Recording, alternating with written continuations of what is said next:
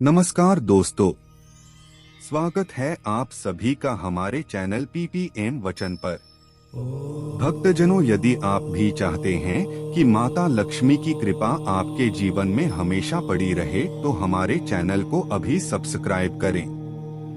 हम आपके लिए ऐसी ज्ञानवर्धक जानकारियां लाते ही रहते हैं। भक्तजनों, ओम नमः शिवाय, हर हर महादेव, आदि शक्ति की जय। दोस्तों, नवरात्रि का महापर्व बहुत ही शुभ और मंगलकारी माना जाता है। नवरात्रि के पूरे 9 दिन गंगा जल की हर एक बूंद की तरह पवित्र माने जाते हैं। ये शुभ समय भक्तों के जीवन में खुशियों की सौगात लेकर आता है। दोस्तों, आपको बता दें, 2023 में इस साल मां दुर्गा हाथी पर सवार होकर पृथ्वी लोक में पधारेंगे, शास्त्रों में वर्णित है। तथा मान्यताओं के अनुसार अगर शारदीय नवरात्रि पर यदि माता दुर्गा का आगमन उनके वाहन सिंह पर नहीं बल्कि हाथी पर होगा तो मान्यता है कि माता दुर्गा का हाथी पर सवार होकर आना बहुत ही शुभ और कल्याणकारी माना जाता है। जीवन सुखमय हो जाता है, भक्ति का भरपूर लाभ भक्तजनों को मिलता है। दोस्तों, इस बार नवरात्रि पूरे 9 दिनों तक मनाई जाएगी, ना एक भी दिन कम ना ज्यादा, पूरे 9 दिनों तक मनाई जाएगी। मां शेरावाली की विशेष रूप से पूजा आराधना की जाएगी। शारदीय नवरात्रि का महापर्व इस बार 2023 में 15 अक्टूबर दिन रविवार से शुरू होकर 23 अक्टूबर सोमवार के दिन समाप्त होंगे। ऐसे में शारदीय नवरात्रि पर माता दुर्गा की कृपा पाने के लिए कलश स्थापना का शुभ मुहूर्त है। 15 अक्टूबर को दिन में 11:44 से दोपहर 12:30 तक कलश स्थापना का शुभ मुहूर्त रहेगा। महाव्रत में की गई पूजा बहुत ही शुभ मानी जाती है। इससे समस्त देवी देवताओं की कृपा प्राप्त होती है और पूजा पाठ का फल कई लाख गुना प्राप्त होता है। ऐसे में जो व्यक्ति नवरात्र आने से पहले घर से ये चीजें बाहर कर देता है तो उसके घर में मां वैष्णो का होगा आगमन, माता लक्ष्मी का होगा वास।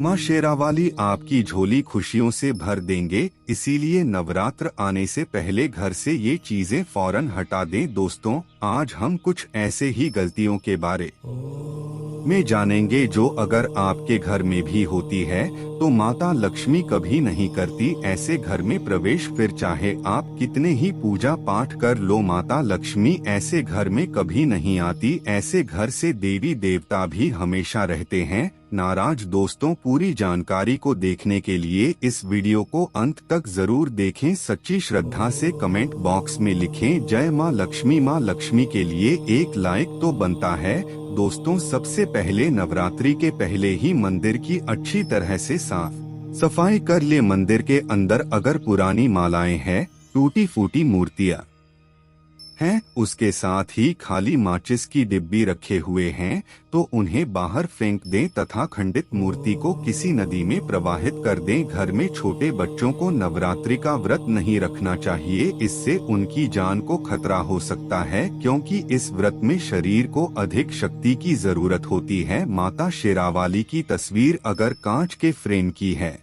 और वह हल्की सी भी अगर टूटी हुई हो तो ऐसी कांच को बदल वाले या ऐसी तस्वीर को जल में विसर्जित कर दें। टूटी मूर्ति की पूजा करने से, टूटी तस्वीर की पूजा करने से आपकी श्रद्धा, भक्ति, व्रत आदि सब टूट जाता है, आपका व्रत खंडित हो जाता है। दोस्तों, नवरात्रि के 9 दिन बहुत ही पवित्र होते हैं। नवरात्रि के 9 दिनों घर को साफ सुथरा और पवित्र रखना अति आवश्यक है। इसीलिए नवरात्रि के 9 दिनों में ब्रह्मचर्य का पालन किया जाता है और तामसिक भोजन ग्रहण नहीं किया जाता। नवरात्रि के 9 दिनों में माता रानी के भक्तों को प्याज, लहसुन, मांस, मदिरा और अंडे से दूर रहना चाहिए। अधिकतर भक्त नियम का पालन भी करते हैं, लेकिन वह एक गलती कर बैठते हैं। वो नवरात्रि के 9 दिनों में अपने घर इन अपवित्र चीजों को रख लेते हैं। ऐसा भूलकर भी नहीं करना चाहिए। भागवत पुराण के अनुसार नवरात्रि के 9 दिनों तक माता रानी अपने भक्तों के घर में वास करती है। अगर आप भी चाहते हैं कि माता रानी आपके घर में वास करें तो आप अपने घर के वातावरण को पवित्र रखें और नवरात्रि शुरू होने से पहले ही अपने घर से प्याज, लहसुन, मीट, अंडा और मदिरा को बाहर निकाल दें। अपने घर को साफ रखें। इन वस्तुओं को घर से बाहर निकालने के बाद अपने घर में गंगाजल का छिड़काव अवश्य करें। भगवद गीता में भगवान कृष्ण कहते हैं, बगैर गंगा जल छिड़काव कोई भी मंगल कार्य सफल नहीं माना जाता। गंगाजल का छिड़काव स्वयं भगवद गीता में श्री कृष्ण ने बताया था। अगर आपके घर में गंगाजल ना हो तो मार्केट से गौमूत्र ला सकते हैं और गौमूत्र लाकर आप गौमूत्र का अपने घर में छिड़काव करें। बस थोड़ा सा पानी में डाल लें, इससे आपके घर का वातावरण पवित्र हो जाएगा। घर में मौजूद नकारात्मक ऊर्जा भी नष्ट हो जाएगी और जिस घर में वातावरण पवित्र होता है और नकारात्मक ऊर्जा नहीं होती, वह माता रानी का वास सदैव होता है। नवरात्रि के पहले आप अपने पूरे घर की अच्छी तरह से साफ सफाई कर ले। घर में जो भी फालतू सामान है, फटे पुराने कपड़े, उन के बाहर निकाल दें। घर में बेकार पड़ा सामान नकारात्मक ऊर्जा लाता है, इसीलिए गंदगी बिल्कुल भी ना करें। धूप दीप जलाकर वातावरण को स्वच्छ रखें। दोस्त, माता के आगमन के लिए घर का दरवाजा जरूर सजाना चाहिए, इससे माता आकर्षित होती है और घर के द्वार में प्रवेश करती है। माँ के आगमन के लिए द्वार को फूलों से सजाना। दोस्तों, कई लोग ऐसे हैं जो माता रानी की चौकी कागज बिछाकर बनाते हैं, जो कि बिल्कुल गलत माना गया है। माता की चौकी के लिए आप नीचे लाल कपड़ा बिछाएं। काला कपड़ा और सफेद कपड़ा भूलकर भी नहीं बिछाना चाहिए, ध्यान रखें। कपड़ा फटा भी नहीं होना चाहिए। दोस्तों, अगर आपके घर में देवी देवताओं की खंडित मूर्ति, दिया या फटा हुआ चित्र अगर हो तो उसे किसी पवित्र नदी में विसर्जित कर दें, क्योंकि ऐसी मूर्तियां और चित्र दुर्भाग्य लाती है। देवी देवताओं की खंडित मूर्ति की पूजा ना करें और ना ही उन्हें घर में रखें, क्योंकि उन्हें घर में रखना बुरा माना जाता है। दोस्तों, वहीं अधिकतर लोग अपनी छत पर या घर के मुख्य दरवाजे के आसपास कबाड़ इकट्ठा कर देते हैं। ऐसा करना अशुभ माना जाता है। अगर आपने भी अपने घर में घर के मुख्य दरवाजे पर या छत पर या फिर खासकर घर की उत्तर दिशा में कबाड़ इकट्ठा कर दिया है, तो नवरात्रि शुरू होने से पहले उस कबाड़ को घर से अवश्य ही निकाल दें। दोस्तों, यदि आपके घर कोई भी बंद घड़ी है तो नवरात्रि शुरू होने से पहले उसे अपने घर से हटा दें और नई घड़ी ले आए या उसकी मरम्मत करवा लें। घड़ी को प्रगति का प्रतीक माना जाता है। बंद घड़ी समय से पीछे चलने वाली हमारी प्रगति में बाधा डालती है, इसीलिए नवरात्रि शुरू होने से पहले ही आप बंद घड़ी को घर से बाहर निकाल दें। दोस्तों, अगर आपके घर के मंदिर में किसी भी तरह का कोई फालतू सामान रखा है, जैसे कि सड़े गले फूल, अगरबत्ती, धूप बत्ती के डिब्बे या माचिस आदि के डिब्बे या कोई भी खाली पैकेट मंदिर में ना रखें, या फिर कोई फटी पुरानी धार्मिक पुस्तक या भगवान के कोई भी पुराने कपड़े जो खर्च गए हैं या मुकुट माला जो खराब हो गई है, तो उन्हें आप जितना जल्दी हो सके अपने मंदिर से हटा दी। नवरात्रि से पहले आप अपने मंदिर की और मंदिर के आसपास की साफ सफाई अवश्य ही करें, तभी माता रानी की चौकी स्थापित करें। इसके साथ ही आप अपने धन रखने के स्थान की सफाई भी अवश्य करें, क्योंकि नवरात्रि के दौरान मां लक्ष्मी भी गृह प्रवेश करती है।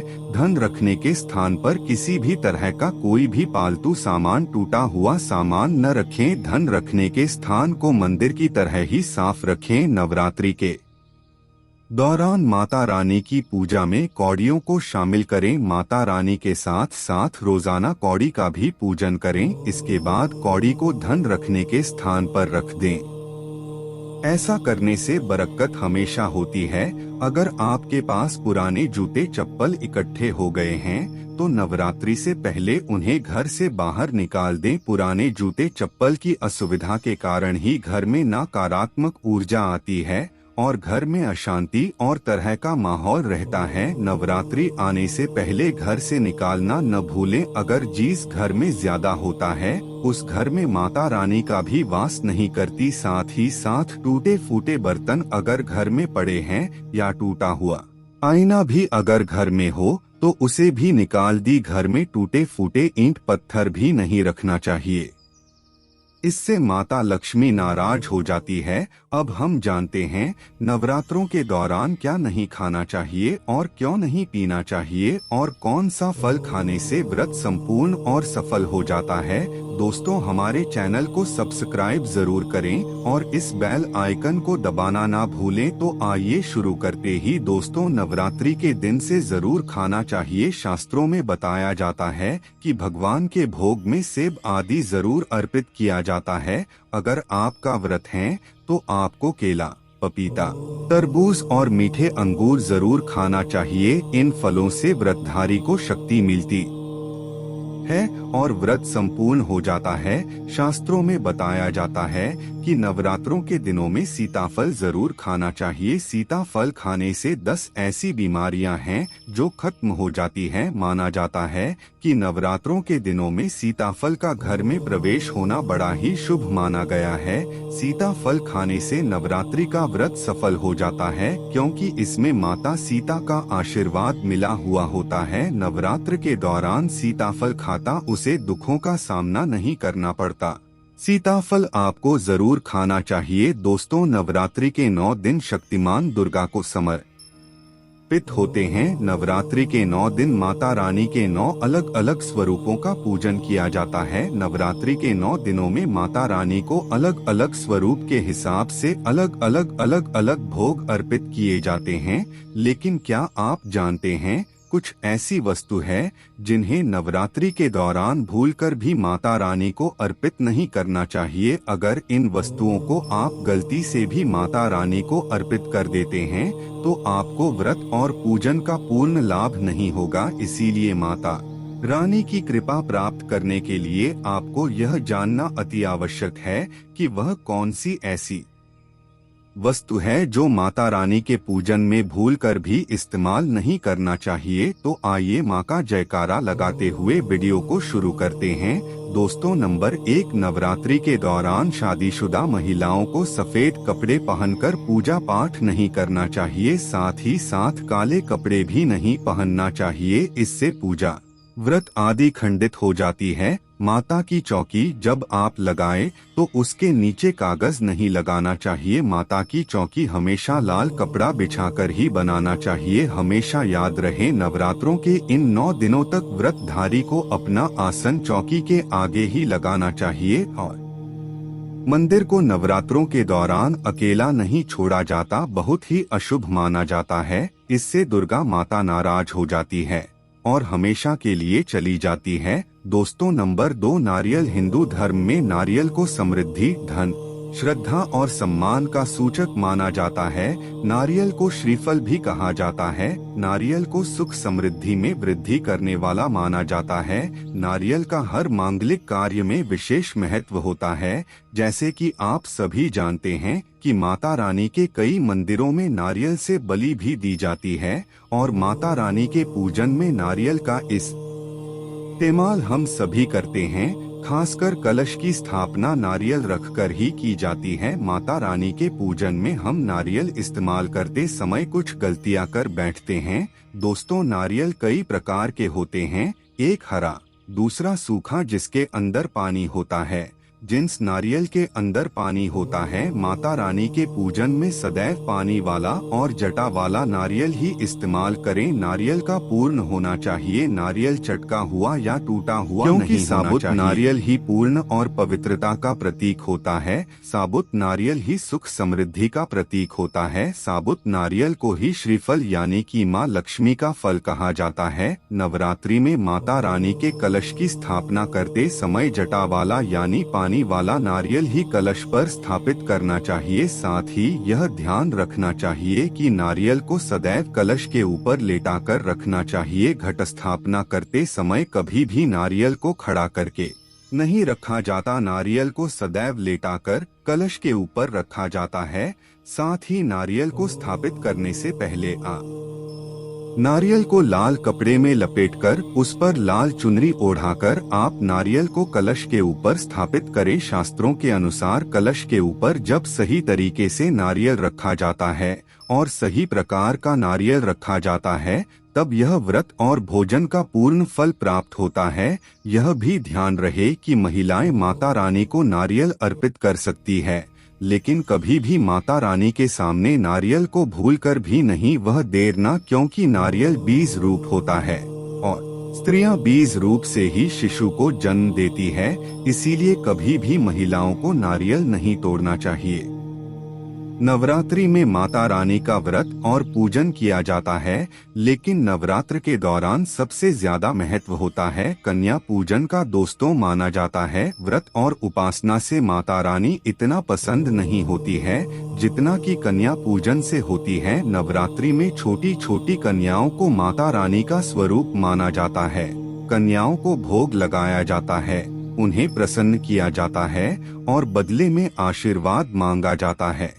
कन्याओं को प्रसन्न करने के लिए गिफ्ट आदि उपहार वगैरह दिए जाते हैं। माना जाता है अगर कन्याओं को कोई भेंट दी जाए और उसे खुशी खुशी स्वीकार कर ली तो इसका मतलब है माता रानी अर्थात माता वैष्णो ने भेंट स्वीकार कर ली। जिन पर कन्याएं प्रसन्न होती है तो समझो उन्हें माता रानी का आशीर्वाद मिल गया और माता रानी की कृपा से उन्हें मुंह मांगा वरदान प्राप्त होता है। नवरात्रि में 2 साल से लेकर 10 साल तक की कन्या का पूजन होना चाहिए। अष्टमी अथवा नवमी को कन्याओं के पैर धोकर भोजन कराना, उपहार आदि देना श्रेष्ठ माना जाता है।